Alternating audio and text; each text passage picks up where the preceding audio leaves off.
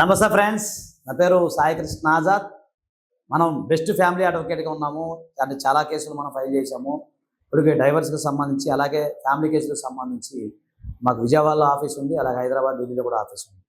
ఈరోజు చక్కటి అంశంతో మేము ముందుకు వచ్చాము. జనరల్గా మన అందరూ ప్రశ్నలు అడిగి మూడు ప్రశ్నలు అడుగుతుంటారండి. డైవర్స్ తొందరగా రావాలి, ఏం చేయాలి? తొందరగా వచ్చేయాలని చెప్పి లాయర్ దగ్గరికి వచ్చేస్తూ ఉంటారు. ఒకటి. రెండోది, కంటెస్ట్ డైవర్స్ బెస్టా, మ్యూచువల్ డైవర్స్ బెస్టా? మూడోది వచ్చేసరికి డైవర్స్ ఎన్ని రోజుల్లో కంప్లీట్ అయిపోతాయి, లేదంటే మ్యూచువల్ డైవర్స్ వేసేసుకొని మేము ముందుకెళ్ళిపోదామా, లేదా కంటెస్ట్ డైవర్స్కి వెళ్ళి ముందుకెళ్ళిపోదామా, లేకపోతే మాకు 1 నెలలు అయిపోద్దా, 6 నెలలు అయిపోద్దా, 7 నెలలు అయిపోద్దా, ఏంటి సార్ అని అడుగుతూ ఉంటారు. వీటన్నిటికీ అదో ఇంకొక ప్రశ్న అసలు అతి ముఖ్యమైనది. మనమే కనుక ముందు డైవర్స్ వేస్తే మనం లొంగిపోయినట్టు ఉండదు సార్, ఎక్కువ మెయింటెనెన్స్ చెల్లించాలంట, మనమే ముందు వేయకూడదంట, వాళ్ళు వేసేదాకా ఎదురు చూడాలంట అని ఈ ప్రశ్న అడుగుతూ ఉంటారు. ఇది అందరికీ తెలిసిన విషయమే. అసలు డైవర్స్ అంటే ఏంటి చాలామందికి తెలియదు. అదేండి మాకు తెలియకపోవడం ఏంటండి, డైవర్స్ అంటే విడాకులే కదా అంటారు. అది విడాకులు కాదు. డైవర్స్ అంటే విడాకులు కానే కాదు. ఒక పెళ్ళి అనే విషయం, ఇప్పుడు నేనున్నాను, ఎగ్జాంపుల్ చెప్పు, నేను పెళ్ళే చేసుకోలేదు, నాకు డైవర్స్ ఎట్లా వస్తాయి? డైవర్స్ రావు కదా. పెళ్ళి చేసుకుంటేనే కదా డైవర్స్ వచ్చాయి. కాబట్టి డైవర్స్ అంటే విడాకులు కాదు, లేదా డైవర్స్ అంటే విడిపోవడం కాదు. విడిపోవటము లేదా ఒక చట్టబద్ధమైన విడిపోవటాన్ని డైవర్సు అంటాం. అంటే ఉదాహరణకి ఒక ఇద్దరు వ్యక్తులు ఫ్రెండ్స్ ఉన్నారు, అబ్బాయి లేదా అమ్మాయి అబ్బాయి, ఇద్దరు ఫ్రెండ్స్ ఉన్నారు, అమ్మాయి అబ్బాయి ఫ్రెండ్స్ ఉన్నారు. వాళ్ళిద్దరి మధ్య చట్టబద్ధంగా వివాహం జరగలేదు. ఓకేనా? జరగలేదు. జరిగినప్పుడు నీకు నచ్చపోతే ఆడ కోర్టుకి వెళ్ళరు, లేదా గొడవలే ఉండవు. నువ్వెవరో నేను అనుకుంటా బయటకు వచ్చేస్తావు. దాన్ని విడిపోవటం అంటాం మనం. కానీ డైవర్స్ అంటే ఏంటి? చట్టబద్ధమైన విడాకులు. సో డైవర్స్ అనేది చాలామందికి అపోహ ఏంటంటే, ఆ డైవర్స్ అంటే ఇలా కాదు అలా ఉంటుంది కాదు. ఎందుకంటే ఎక్కడైతే మీకు చట్టబద్ధత, ఇద్దరి మధ్య ఒక పెళ్లి అనే ఒక బంధం ఏర్పడిందో ఆ బంధాన్ని విడగొట్టడమే డైవర్స్ అంటాం. మామూలుగా విడిపోయేటప్పుడు మిమ్మల్ని ఎవరు అడగరు. ఓకేనా? సో డైవర్స్ అనేవి భార్యాభర్తలకు మాత్రమే ఉంటాయి, గుర్తుపెట్టుకోండి. మిగతా వాళ్ళకి ఎవరికి డైవర్స్ ఉండవు ఈ ప్రపంచంలో. ఒక తల్లికి తండ్రికి ఉండవు, ఒక ఫ్రెండ్కి ఉండవు, లేదా బావబామ్మర్దులకు ఉండవు, మామూలులకు ఉండవు, ఎవరికి ఉండవు. డైవర్స్ అనేది ఎవరికి ఉంటే ఒక పెళ్లి చేసుకున్న చట్టబద్ధమైన జంట, గుర్తుపెట్టుకోండి, చట్టబద్ధమైన జంటకు మాత్రమే ఉంది. సో మరి భారతదేశంలో ఈ మధ్యకాలంలో డైవర్స్ ఎక్కువ పెరిగిపోతూ ఉంది.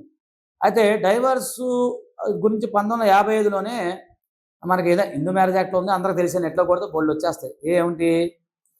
అడాల్టరీ తెలుసు, వ్యభిచారము, క్రూయాలిటీ, హింస, డిజార్షను, 2 years వదిలిపెట్టి వెళ్ళటము, కన్వర్షన్ అన్యమతాన్ని స్వీకరించడము, పిచ్చి, ఉన్మాదం, వెనీరియల్ డిసీజ్ అని అందరూ తెలిసే, లెప్రసీ అంటే కుష్ఠవ్యాధి, రినౌన్స్ ద వరల్డ్, ఇక్కడి నుంచి అంటే మన సర్వస్వాంగ పరిశ్రమ ఉండటము, చనిపోయాలని భావించడం, మ్యూచువల్ డైవర్స్. సో ఇవే కాకుండా ఇంకొకటి అతి ముఖ్యమైన సెక్షన్స్ చాలామందికి మీకు చెప్తానండి. సెక్షన్ 13, దాంట్లో 2 ఇంక్లూడ్స్ గ్రౌండ్స్ ఉన్నాయి. మెయిన్ ఒకటి బైగామి, గుర్తుపెట్టుకోండి. ఇవి ఇంకా అంటే చట్టం తయారు చేసేటప్పుడు లేవండి. 1955 యాక్ట్లో ఇవన్నీ మీకు దొరకవు. రేప్ అంటే రేప్ చేయటం, అంటే రేపులో అతను ఎవరైతే ఉన్నారో ఆ వ్యక్తి దోషిగా ఉండటం. తర్వాత సొడోమి, అలాగే బెస్టిలిటీ అంటే క్రూరత్వంగా ఉండటము, అన్యాచురల్ సెక్స్, గుర్తుపెట్టుకుని అన్యాచురల్ సెక్స్గా ఉండటము. అంటే ఇవన్నీ కూడా దీంట్లో ఆటోమేటిక్గా degree of order of maintenance, అదే దాన్ని బట్టి 9 కారణాలు ఉన్నాయి.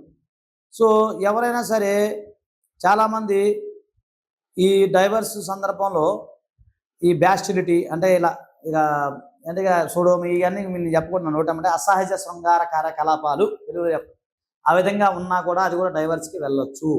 ఈ మధ్యకాలంలో గే ఎక్కువైపోయింది. అంటే భర్త భార్యతో మంచుకుంటాడు, వేరే వాళ్ళతో అబ్బాయిలతో అక్రమ సంబంధం పెట్టుకుంటాడు. అవి ఉన్నాయి, మా దగ్గర బోల్డ్ కేసులు ఉన్నాయి.